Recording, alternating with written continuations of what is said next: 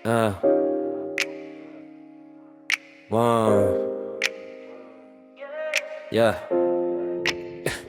Kayo po na nakaupo, subukan nyo namang tumayo. At baka matanaw ninyo ang tunay na kalagayan ko.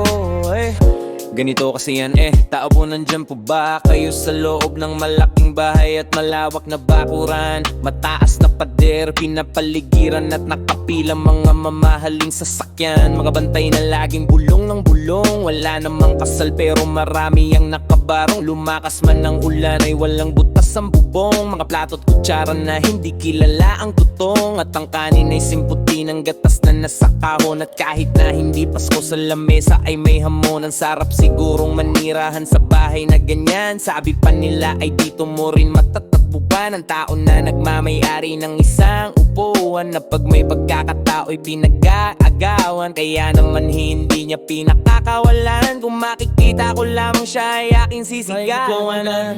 Kaupo, subukan nyo namang tumayo. At baka matanaw ninyo ang tunay na kalagayan kong mawalang galang na po sa taong naupa-umpo.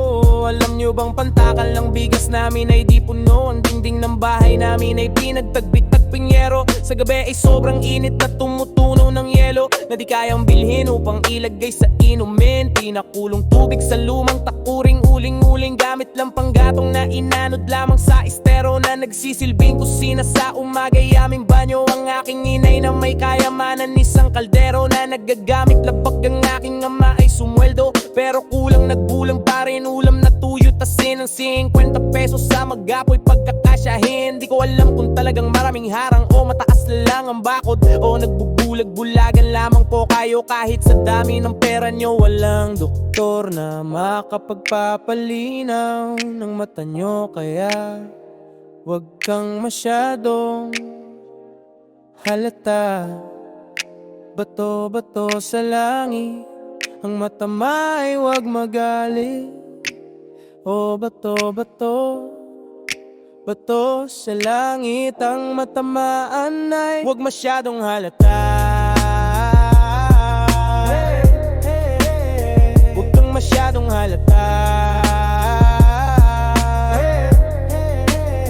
Wag kang masyadong halata. Wag kang masyadong halata.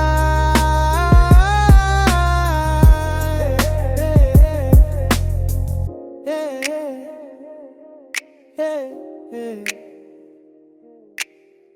hey, hey, hey.